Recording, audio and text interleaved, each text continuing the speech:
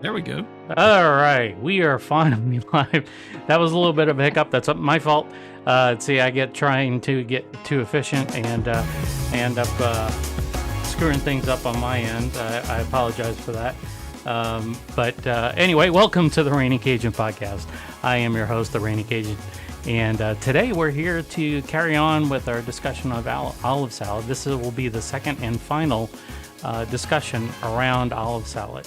The big difference is we're going to be looking at a different line from the folks at Boscoli. So let's go ahead and get rolling with the show and bring in Cousin Dave.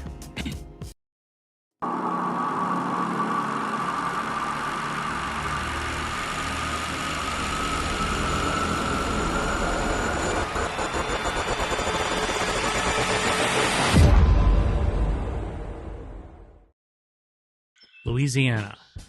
From its iconic cities to the swamps of Acadiana, its geography is just as diverse as the people that live there. To this day, family is at the core of who we are, and one of the things we love to do is share. As a Rainy Cajun, I might be what you consider a Louisiana expat. Now living in the Seattle area, one of my missions in life has been to share my culture and introduce more people than ever to the place that I still call home. So grab your favorite beverage, find a spot to sit back and relax. The next episode begins now. All right, folks, here we are again. And I say again, for those of you who were not part of the dress rehearsal, the unintended dress rehearsal, we are now live. And we're here to talk about olive salad. Again, this is week 2. If you haven't caught the original episode, that was last week, it is available on YouTube. And we were able to receive some product from the Boscoli family in New Orleans. They have their standard line of products, and that's what we covered last week. And this week, we're going to be covering another line that is not really marketed under their brand name, but it has some distinct differences that I think you'll enjoy. I know I will, because I got it sitting right here and I can smell it. So let's go ahead and dive in, and let's bring in Cousin David, and we'll start talking about what we have to deal with today. So, all right, David, there you are. Live and in person. You're back. That's one of the best parts about doing live. You go, oh, sorry, it was live. I don't know what to tell you. But anyway, so this week we're talking about the Krewe line from the Boscoli family. And you know what? It's funny because it's just called Boscoli family. And it turns out that it's Boscoli food. So I don't know. My apologies to the business. I don't even know if there is a Boscoli family, and if there is, it's not the folks that run it right now. So, but it is a family business, very much a family business. Right. Okay. In any case, so last week we talked about the olive salads that are part of their product line that you can pretty much find anywhere, right? Right. You are, you have the Rouses down by you. Correct. Do you find like all 3 of the ones that we tasted last week? Were you able to find those at the Rouses? I have seen the original Italian buffalo olive salad. I've seen the jalapeno, and I think I may have seen the Kalamata. My mom said she found it. Oh, okay. I'm assuming she found it at Rouse's in Baldwin County. Okay. So yeah, but in addition to just Rouse's, I know that they're at the Walmarts and some other places as well. So they're very accessible. Oh, good. But you were saying that the Krewe brand, which we'll dive into, in this show, that was even where you are. That's you weren't able to find it, correct? I haven't noticed it. I mean, until until we received the jars, I wasn't really familiar that they had anything beyond the 2 or 3 that I was familiar with. Right. And for those who, I'm assuming most people who are watching are within the know the spelling of Krewe as in Louisiana spelling or New Orleans spelling with a Right. K. Yeah. In reference to Mardi Krewe. Gras, yeah, as opposed to the C Right. Krewe. Right. So, but yeah, I have not. I've looked, but not specifically, but just in the whole olive salad section, Mm-hmm. I've really only seen some of the smaller jars.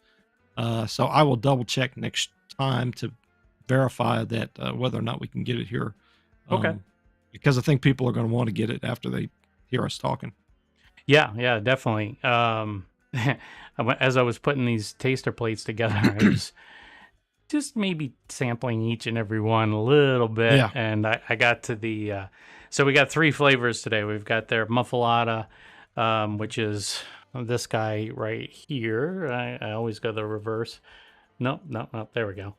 That's There we go. that's the muffuletta olive salad, and then they've got 2 others. This is their Chipotle. Yep. And the one that I was the most excited about, but I think I might be a little bit scared about now after tasting it, was the this is come on, focus on me. Or no, there we go. This is the there we go. Come on. You may want to pull it back my a bit. camera's so smart it focuses on my eyes instead of the product. Here, Yeah. how about if we do this? There we go. Except you got to get to your. There you go. Turn it a little bit more. Yeah, there you go. You know what? Screw it. Here, we'll do this. There it is. Yeah, there we go. All right. Okay. So this is what I put this table in here for anyway. So yeah, this is their ghost pepper. I tasted this. Yeah, so we'll get to that because that was I did the same as you, and all I'm gonna say is that in preparation, in addition to the not drop cloths but the dish towels and stuff to soak up the excessive oil, is that I do have a glass of milk with me just because, just I in want to be case. prepared. Yeah. Yeah, well, it's not, it's not that bad, but for some reason, maybe when I tasted it, whatever time we talked this morning, my taste buds hadn't woken up yet, and so now it's like, whoa, okay, well, here we go. So so anyway, not to scare anybody off. So this is I'll go back and I'll put these on the big screen again here. You can see. So this is the muffuletta olive. So you see how Krewe is spelled, Krewe, right? Mm-hmm. And so this is their. I would say this is probably the closest to the Italian olive salad that we tasted last week. Wouldn't you agree, David? Yes. Okay. And then the other one with the black label, and you probably could see that one, but just in case, this is the Chipotle. Now, Chipotle, you can definitely go ahead. Yeah, well, the Chipotle, what you get with that one is just as much smoke as you get, I believe, heat. It's a good balance between the two. Yeah, and you can really tell the difference too when you look at the jars, the oils. Yes. that one's got a little bit more of an orange tinge to it. Yes, it does. Yes, it does. So that's pretty exciting actually for some reason, but it seems pretty interesting. Well, it goes outside of what it is that we're used to, right? And that's the whole thing that I love about this brand is that it's pushing the boundaries of what is traditionally known as olive salad and delving into new areas, new territory, if you will, from a food standpoint as a condiment. And I think that the dish that we made today will make an excellent appetizer to bring to parties with the upcoming holiday season. We're filming this, recording, whatever you want to call it, right before Thanksgiving in 2023. And so this particular, like these 3, you could really be like the hit of the party, just bringing, either the bruschetta or like we did the dip last week. You know, Right. there's definitely some things that people will go, wow, I've never had this before. Yeah. So it's kind of Yeah. pushing the boundaries a bit. Yeah. And I mean, you and I have talked, but for those who are watching, I made that dip again, but with the jalapeno olive Right. salad to bring to work, Right. and it really went pretty well. A lot of people were pretty complimentary of it, and I just said, well, I took a jar of this good stuff and some good cream cheese, and I mix it together, and but a lot of them made that same sort of comment that they could see it being something that you could put on the table at a party. And in fact, when I was making the bruschetta that we're going to sample in a bit, Astrid was like, "Well, did you make any more of that dip?" And I was like, "No, not yet." But so we got Got her some hooked, homework man. after this. That's right. So, but yeah, I think that, and you showed the card there for a second, and like you Yeah. referenced to their websites, because there's two distinct websites. I mean, they have their Boscoli website, but then there's also Right. a Krewe website, and they have some recipes. I think pretty much what you see here Yeah. on there, and so they're very user friendly, Yeah. especially if you're not not well versed in the kitchen, or if you're kind of even in a hurry. Yeah. These things are great. I mean, I think the two that we made probably took 20 to 30 minutes, just depending on the quantity you're making. Right. Uh, and I was probably a little slower on some because if I was either filming or trying to, I think used all three olive salads for the samples today. So, Yeah. but I mean, if you're just going to town with a jar of a single flavor, you can really knock it out in no time, and be the hit of the party, like you said. Yeah, I mean, because it is totally different. Doing a Italian olive salad by itself is nothing new necessarily, but Right. the these three flavors alone, I can think of others, of course, but this is a great start, and I think Oh it yeah. could be utilized all kinds of different ways. Mhm. So as I mentioned earlier on, these are 100% olive oil. My old eyes can't. I can't tell what kind of olive oil it is. I don't know if you were able to read that before. I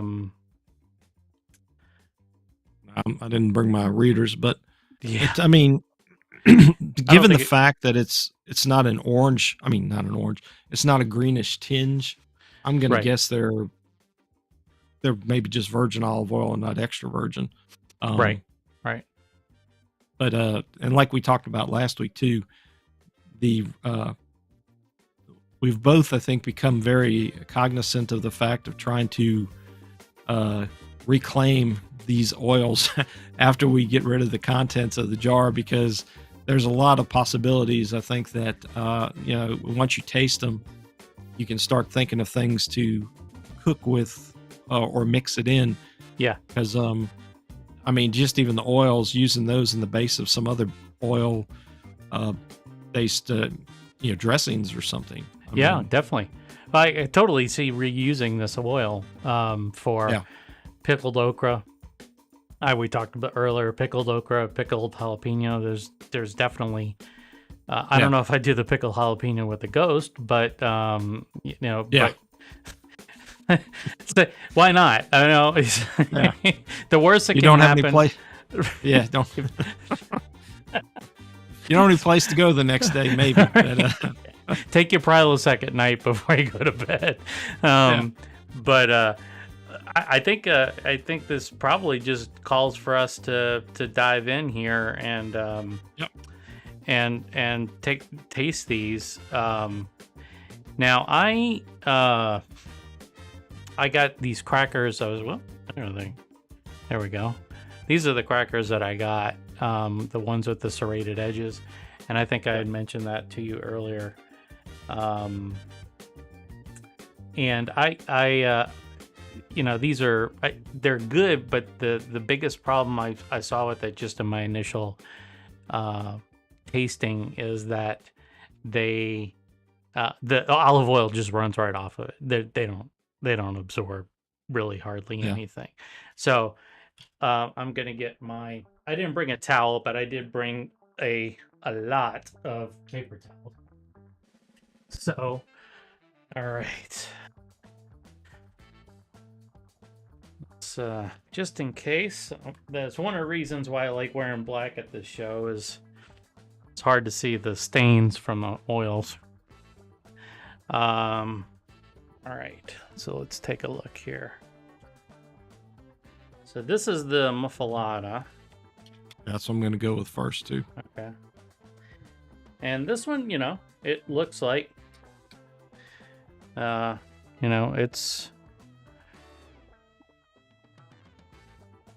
actually is pretty dense in terms of the vegetable content in there.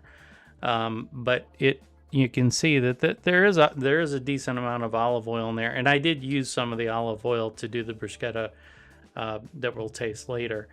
But whoa, hello, making a mess.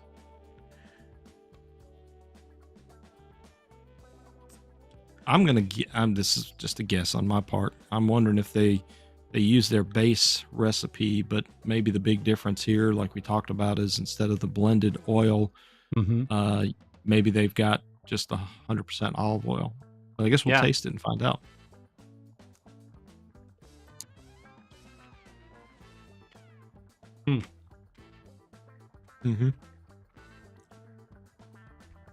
Yeah. That's good. It is good. I think I was gonna say it might be my imagination. It does seem like it's a little richer or smoother, maybe because of the pure olive oil.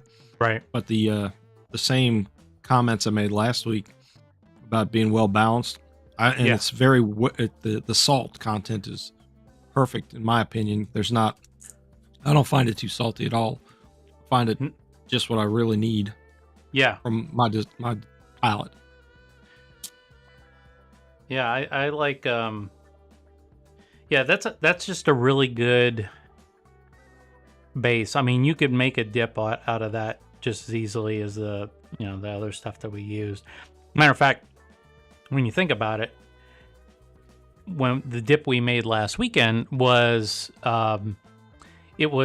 we drained all the olive oil off anyway. So a lot of the flavoring that is inside the olive oil was lost to reclamation, right?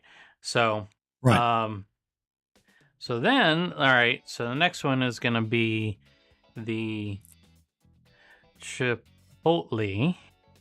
Yep. And see, there we go.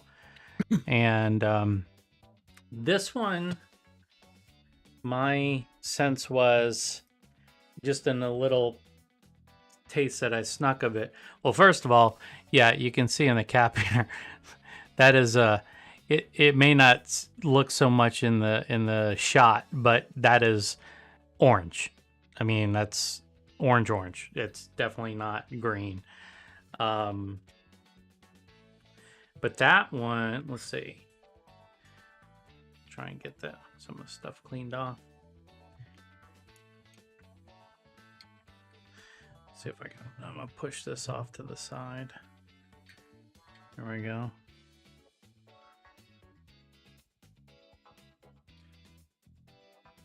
So it looks, I mean, in terms of the vegetables that are in there, besides the olives, looks to be the same. Right. But yeah, definitely what is on my cracker is a definitive orange. Right. Which I'm guessing has everything to do with the fact that there's chipotle pepper in here. And as you mentioned, you really can detect in the smell the smokiness. Yeah. Oh yeah. Definitely the. Oh wow. Yeah, it's like. Excuse me. It's like.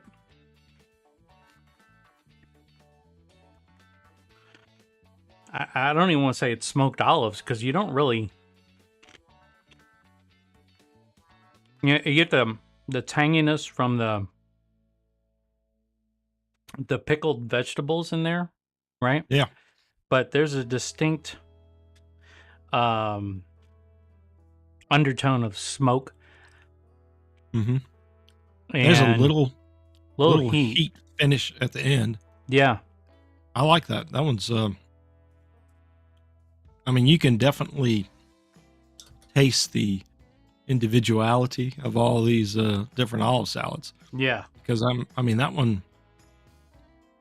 I think even on just a regular muffuletta would be fine. Yeah.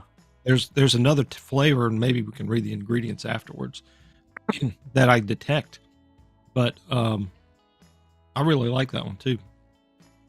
That's Yeah, I definitely think another for winner. not to layer smoke on smoke, but maybe some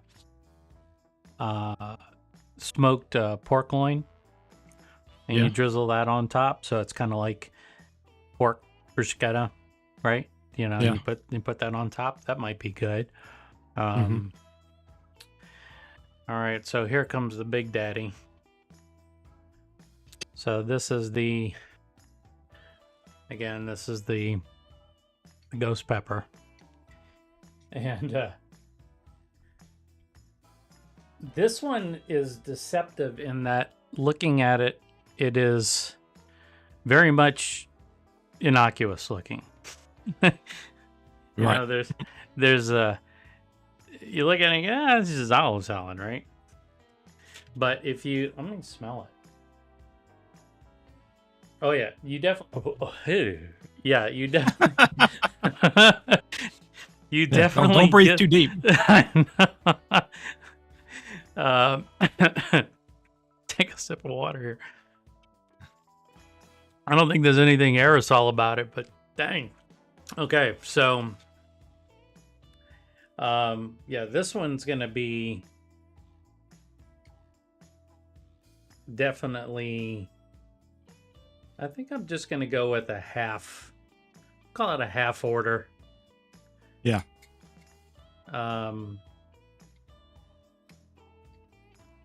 Yeah, but you can definitely smell it here. Let's see. So if we suddenly become incapacitated, just wait. Yeah, we'll be back. Give us a few minutes. Yeah.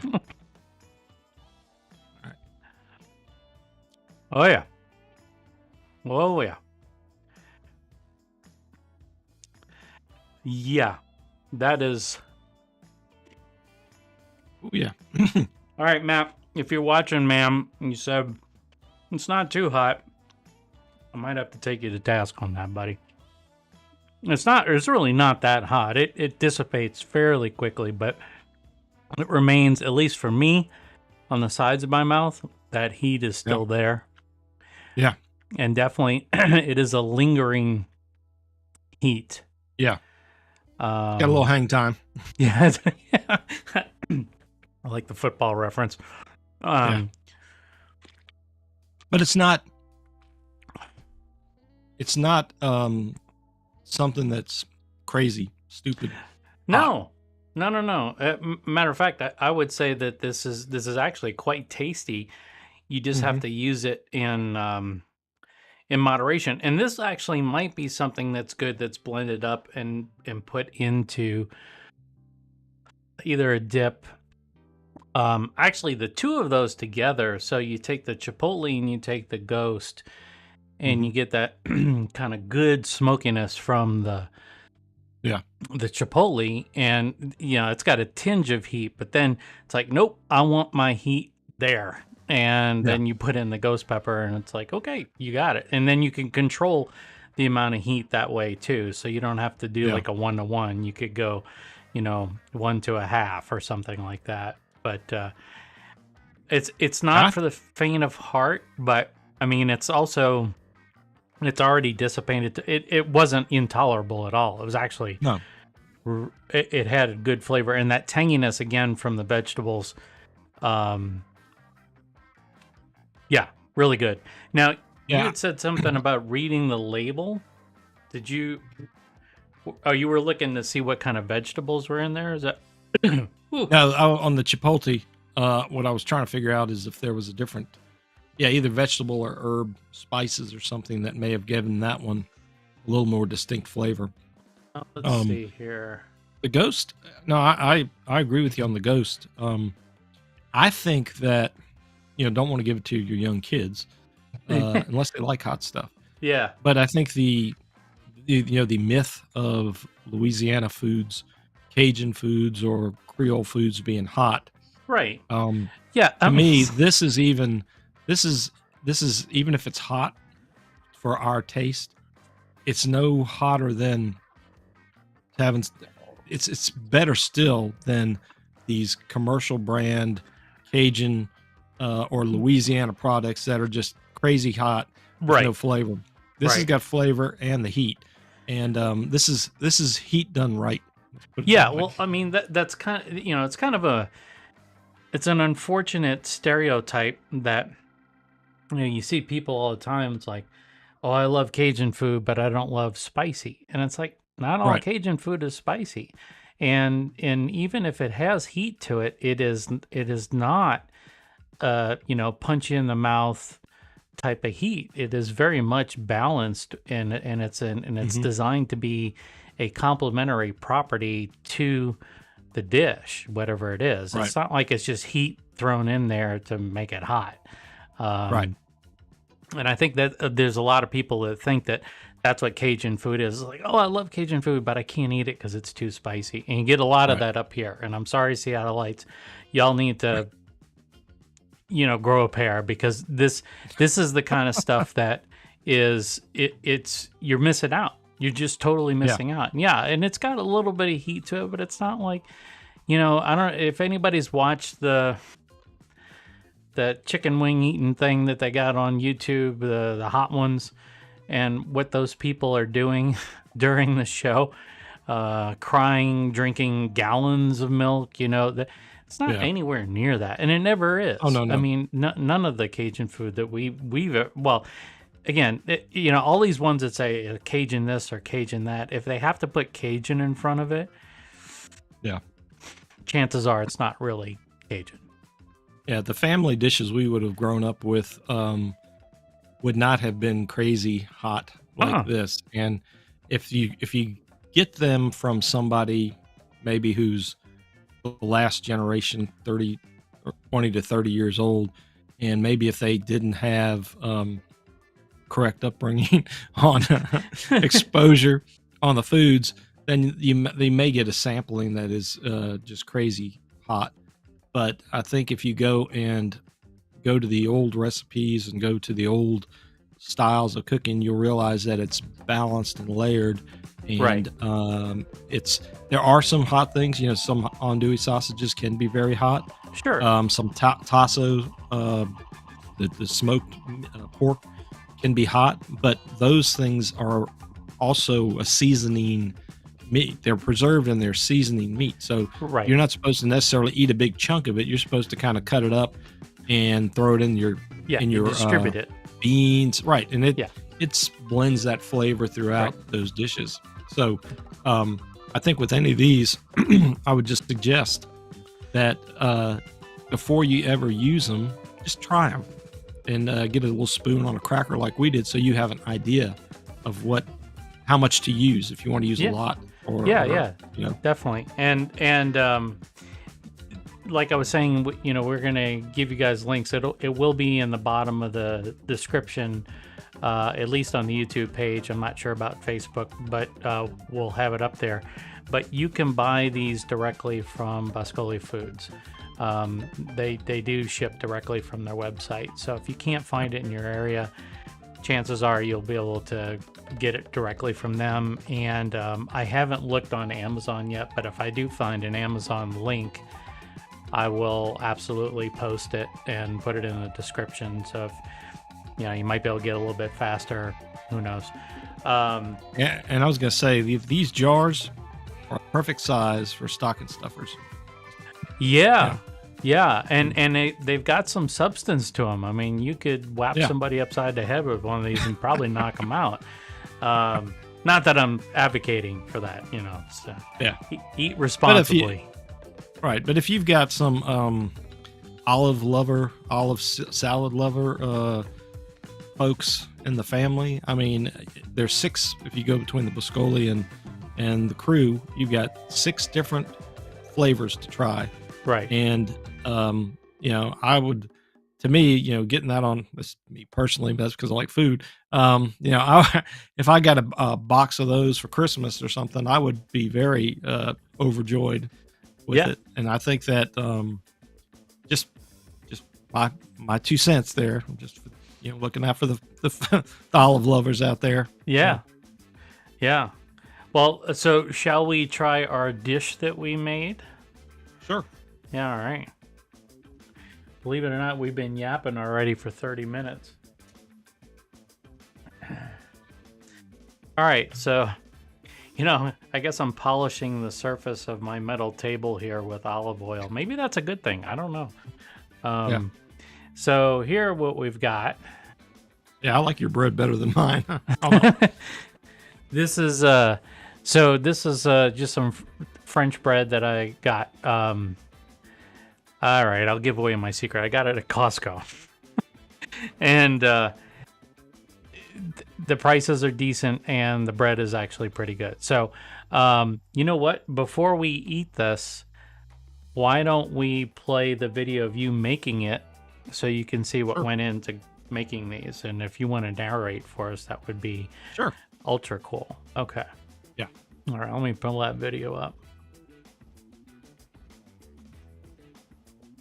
You can see the 3 brands that we've been talking about there. Krewe.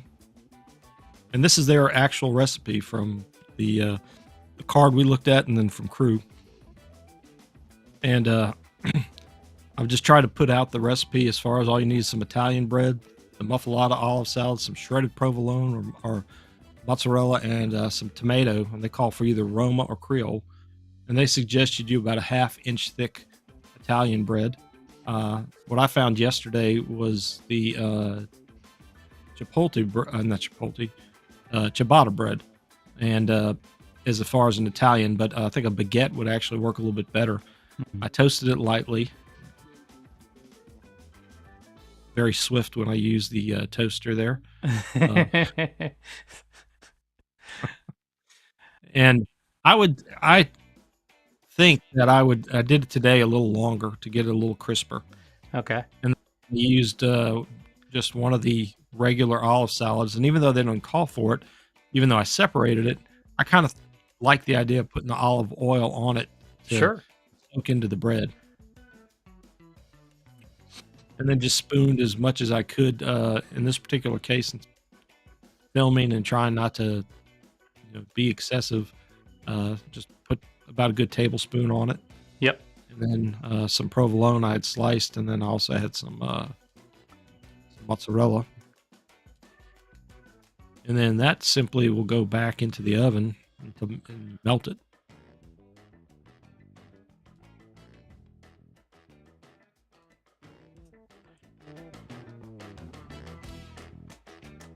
When you pull it out, it really has a really good smell between the cheeses and the olive salad. Yeah, it does. And then I just added some Roma tomatoes, cubed or diced, I should say. Yeah, mine were more mushed than anything. Yeah.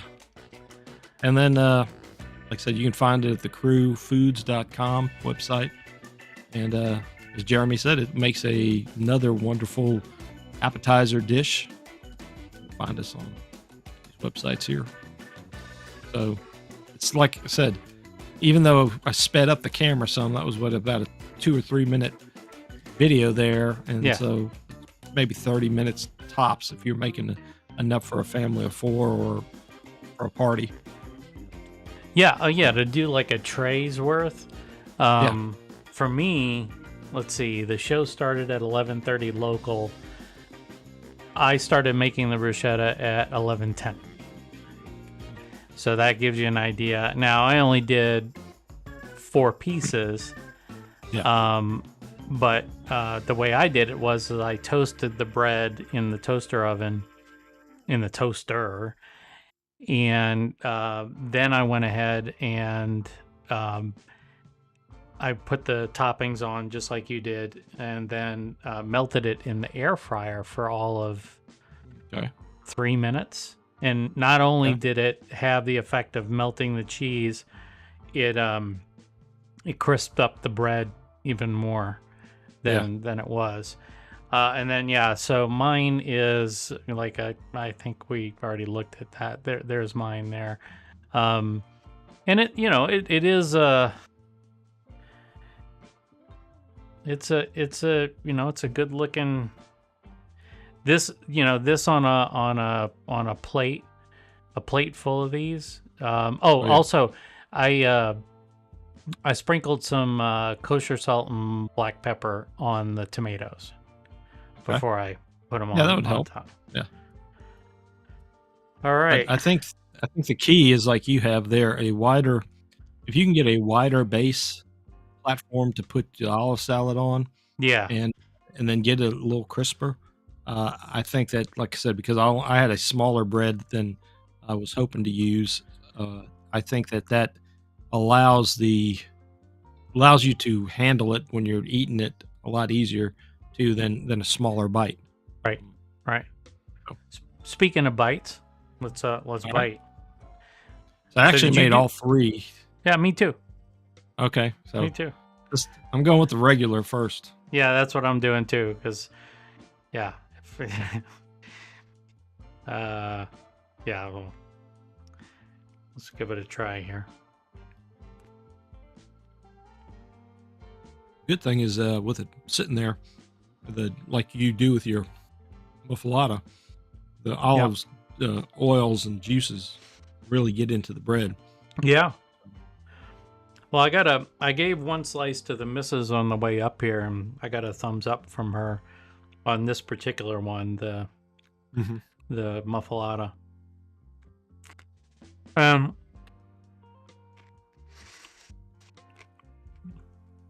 The tomatoes add, that kind of tomato component. Definitely texture, a little bit of water, tomato flavor, of course.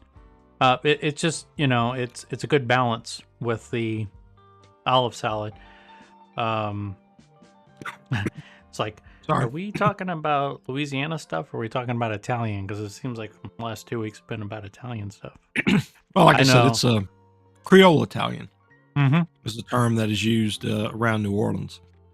And as like I said, I mentioned in one of the earlier shows, being a student, if you will, of John Folse's work, right? He identifies the 7 nations that influenced history and culinary history in Louisiana.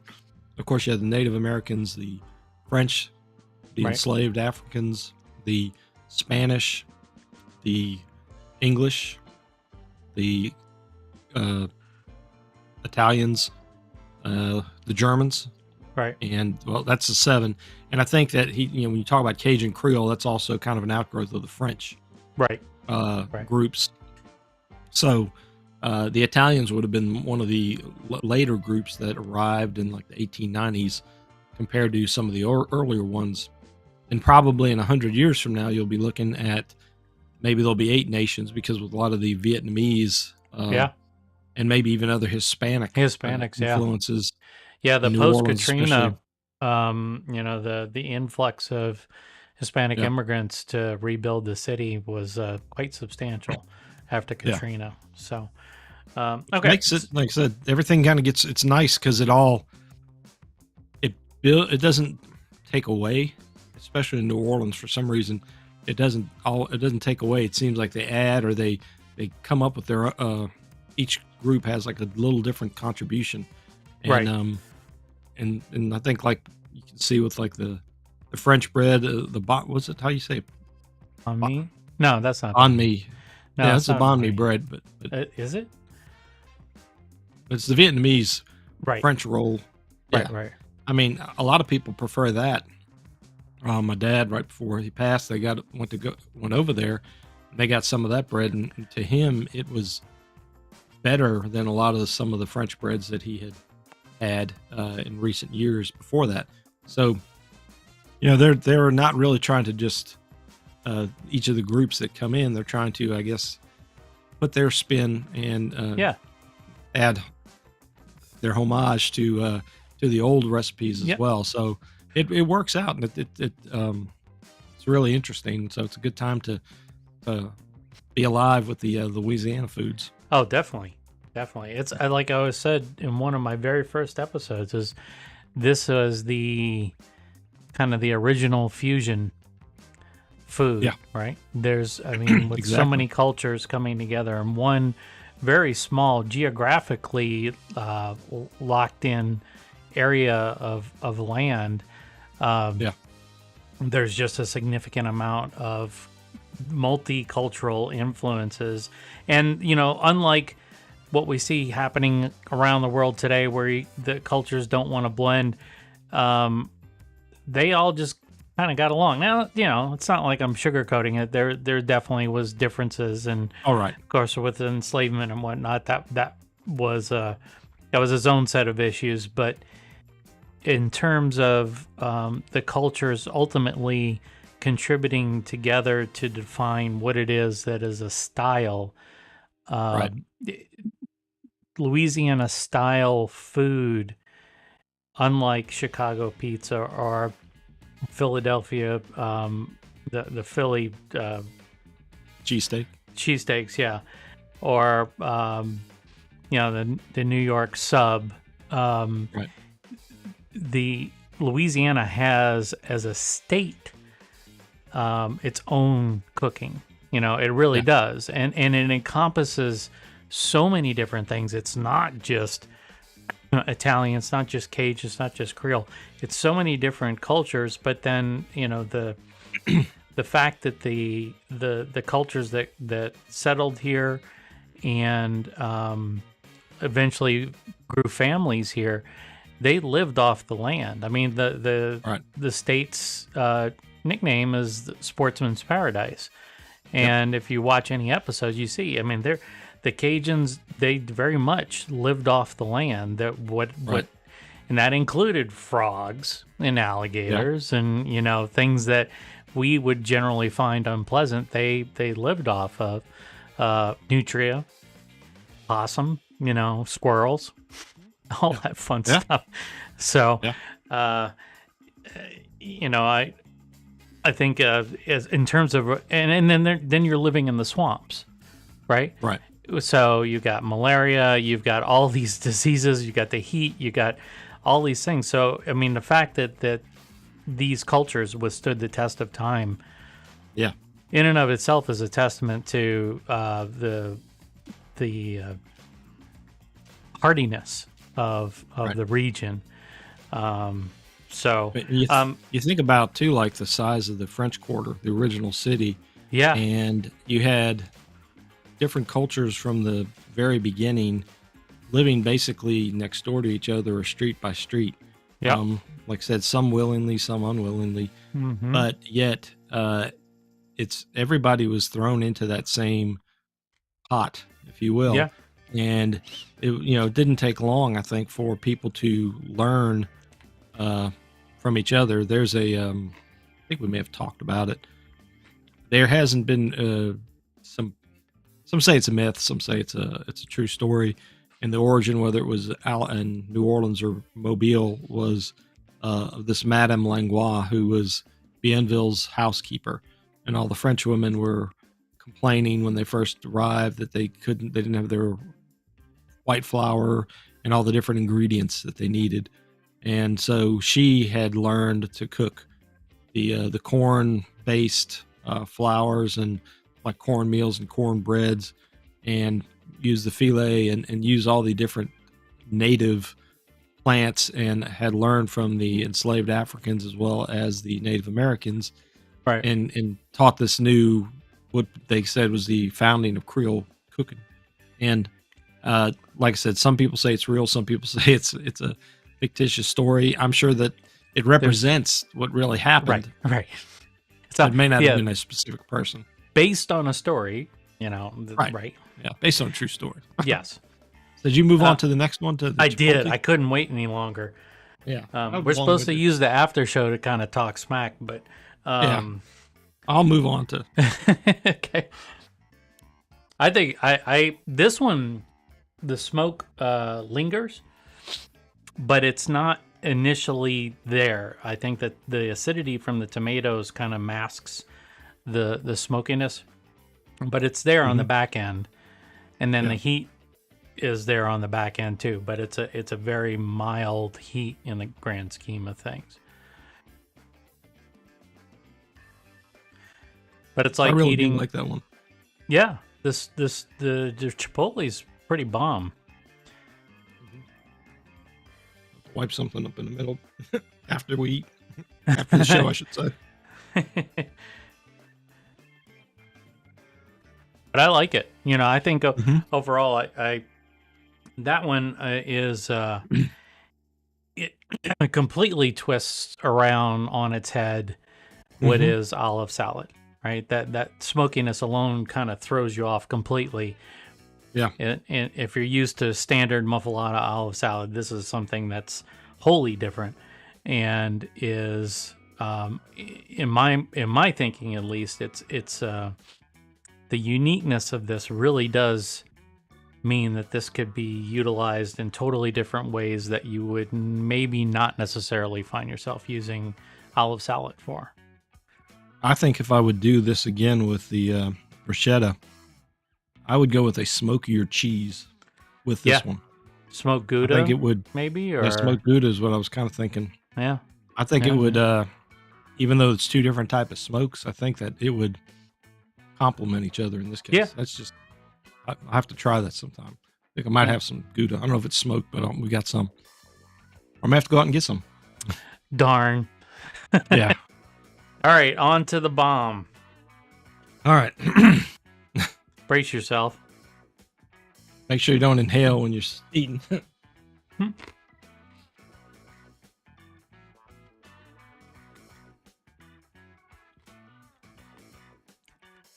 Oh yeah. Whoa. Whoa. Okay.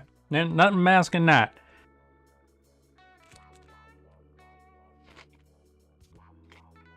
Yeah, my tomatoes are falling everywhere.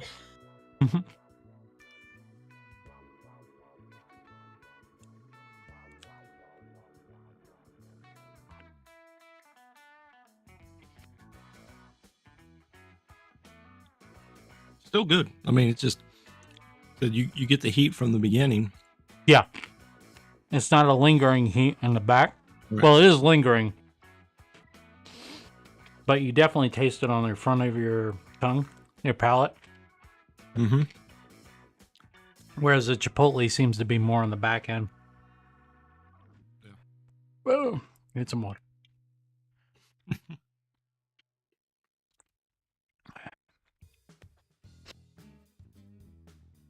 I just like it for the uniqueness of it. I mean, to be honest with you, I think that the just the you can't find this anywhere else. I mean, you really can't. No. And it is signal got? yeah, it's dropping out a little bit, but that's the internet. There's not much we can do about that. You'll come back. Yeah, I'm feeling fuzzy. Ghost pepper. Yeah, it's a ghost pepper. That's right. The heat's coming through the cable line. That's right. Well, I agree. That's good. Yeah, this is a good experiment. You know, it's really good to try out some different flavors and really get a chance to push some boundaries a little bit. It's giving me a lot of ideas as far as the kinds of things that you could do with this as a condiment. So for those of you guys that are watching, again, live or in the replay, go to crewfoods.com and you'll be able to find these flavors that we tasted today. And if we find any links on Amazon or any places where you can get like a gift pack, or even make it easier to get all three, if you're one of those last minute shoppers, sometimes you can get it more quickly through Amazon. Like I can order this stuff today probably and get it this afternoon or first thing tomorrow. So but I'm also in Amazon's backyard, so there is something. True. to be said for that. Um, well, cool. Any last thoughts before we go to the after show? And No, not. I mean, no? I think that hopefully everybody has a good, safe Thanksgiving with just Yeah, food safety, and but if even though olive salads may not be in some families considered traditional holiday foods, I'm sure it is in others. yeah, Uh, Consider, like I said, the dips that we talked about last week, or even this bruschetta. I think that it definitely would be something everybody would enjoy and be pleased with. And like I said, I think it's definitely, I like all their stuff. I have, and I'm glad we got a chance to revisit because it's been a few years actually since I found, not that I hadn't found it. I just, like I said, with the only eating the muffulettas once a year, sometimes I would just get what I could find and right. didn't go seeking the other ones. And now I think from now on, what I'm going to do is just make sure that I always have a jar in the house so that just an emergency, in case of emergencies, you know, I can do it. The olive Plus, salad emergency. right. But I mean, there's still things to do on that card, just mixing it with Oh some yeah. pasta. Oh yeah. Uh, I probably would, I don't know whether some people would find the tuna mix up tasty, but I think I would give it a shot with a good what do you call it? Kind of higher grade premium canned tuna maybe. Yeah, yeah. Uh, I would try that. So yeah, and hey, guess what? We got Mardi Gras, and then we got Lent, and the olive salad is Yeah. on the list. So Yeah. Yeah, for your that's Fridays true. during Lent, Yeah, that's true. That's true. yeah, Okay, well, we're gonna have to plan out some dishes then. yeah, Um, okay, cool. Well, then, with that said,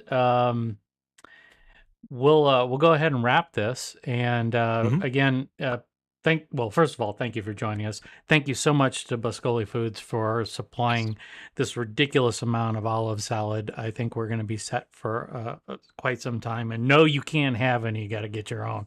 yeah. But um, I do. I'm very thankful that they were willing to uh, contribute to this because it really has opened my eyes to Oh olive yeah. salad, and I'm excited about the possibilities. So, with that said, let's we're going to transition over. We're going to take a quick break, and when I say quick, maybe a minute or two, and then hopefully this week the transition over to the after show will be much smoother than it was last week. So, What was that movie called? Ghost in the Machine. As long as there's not ghost peppers in the machine. yeah. No, they're in my belly now. I can tell.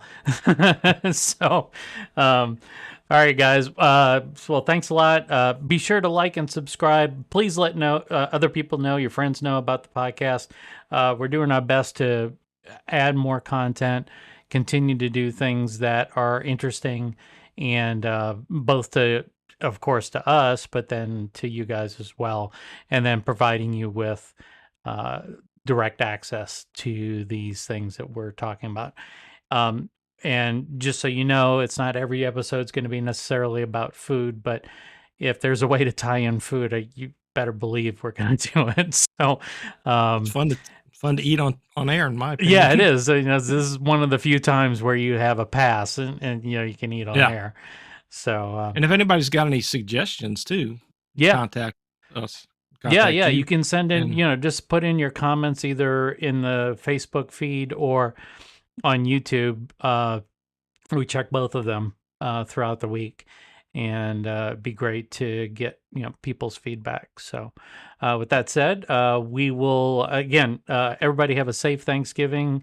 If you're traveling and whatnot, just take it easy. There's lots of crazies on the road, and we'll catch you guys the Saturday after, most likely wearing our stretchy pants. So. yeah, Yeah. So everybody take care, and then stick around if you want to join us for the after show where David and I just kind of go off script. Not that we're necessarily on script right now, but we're just going to talk about whatever we feel like, and that starts in a couple of minutes. all right. Thanks again, guys. See y'all See you later. next week.